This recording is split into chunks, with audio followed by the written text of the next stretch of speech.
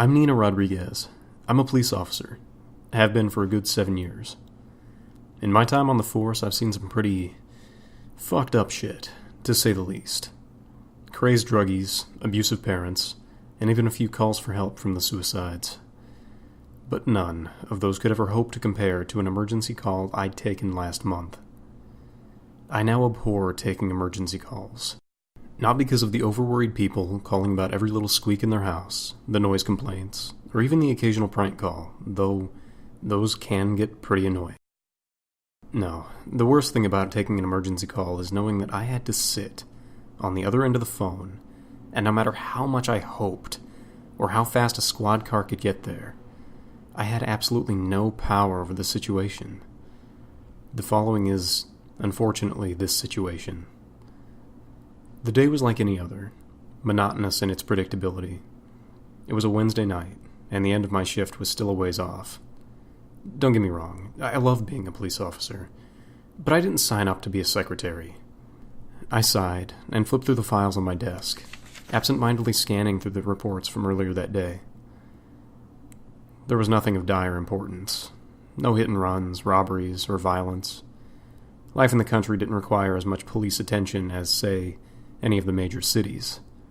My phone rang on the corner of my desk, waking me from my thoughts. 911, what's your emergency? I answered in a monochrome tone.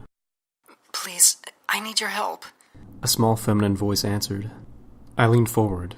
Yes, what's the emergency, ma'am? I repeated, preparing my pen and pad.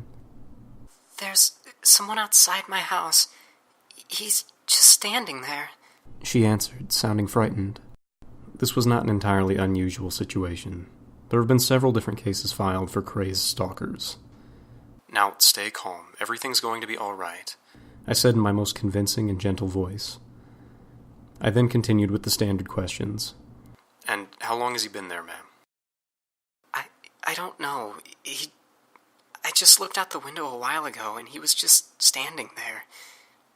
He just appeared there a little while after it got dark, and that was about an hour ago. He hasn't moved an inch or ever stopped looking at me. I stopped writing. This was getting a little strange.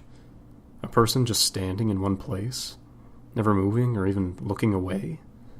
Whoever this was, I had a strange feeling that they could be very dangerous. Okay, ma'am, we'll send an officer. What's your name and street address? Elizabeth Travel, 1465 Wellington Road. With a hum, I wrote down the address and gave it to an officer on standby, and he went on his way there. Okay, ma'am, we're sending a cruiser now. I could hear an audible sigh of relief on the other end of the phone. In the meantime, I began. Can you try to describe the man to me? Do you know him? I asked. Identifying the perp and making sure she was safe were the most important things at this time. Well, I definitely don't know him, or anyone with that body type. He's tall, very tall, pale and skinny, almost emaciated looking, and he's naked, I think, but I think he's too far away to tell. Okay, can you see his face? Describe it for me. No, it's too dark to see his face, and I don't know how to describe it. But I know he's definitely looking at me, and he's been the whole time he's been there. Are all your doors locked? I asked. I think my back door's still unlocked. I'll go lock it real quick. Okay, I'll stay on the line. I heard her walk around, and the familiar resonant click of a deadbolt lock could be heard. Okay, I'm back. Everything's locked, and he's... What is it, ma'am? I asked. Ma'am? I grew more and more uncomfortable in the silence. The quiet seemed to last forever until she spoke again, in a more hushed tone than before. He's closer now.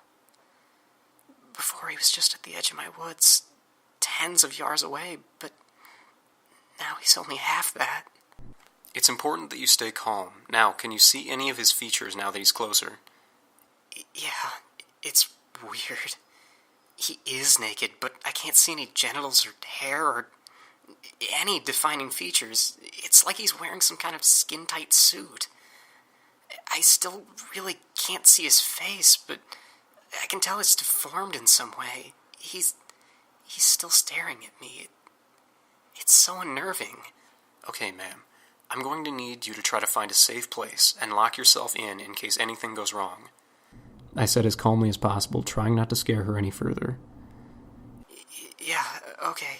My bedroom door has a lock, and so does my bed. She trailed off once more, and I could hear a small whimper. Ma'am, is everything all right? He's closer.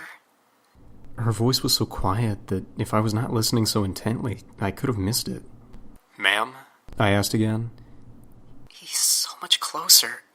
I just absent-mindedly looked at my bathroom for a second, and then he cleared almost 30 yards from where he was to the house. But at least now I can make out his... Oh, God. Ma'am? My voice came out in a small peep. I was on the edge of my chair. Oh, God. His face. I can see his face. It's pressed up against the window. It's awful. His eyes are so large, like black pool balls bulging out of his head. And he has this smile that goes from ear to ear. Or where his ears should be. She let out a sob. I needed to stop her from getting hysterical over whatever it was on the other side of her window. Ma'am, you're going to need to go to that safe place now, I said, regaining my commanding voice. No reply. Ma'am. Ma'am. Help me. Her voice begged through the speaker of the phone, and was soon followed by the sound of breaking glass. The phone clattered onto the floor, with a clack of hollow plastic. She let out a loud shriek. She said various pleas, begging to be let go, but to no avail. Her screams trailed away, sounding more and more far off until I couldn't hear her anymore. Nothing but silence followed, and time seemed to slow to a crawl. I didn't know how long I sat there, waiting for something. Anything. I also didn't realize how tightly I was holding the phone. Not until I heard the sirens of a police car, then hung up. That was the squad car I sent out 15 minutes ago.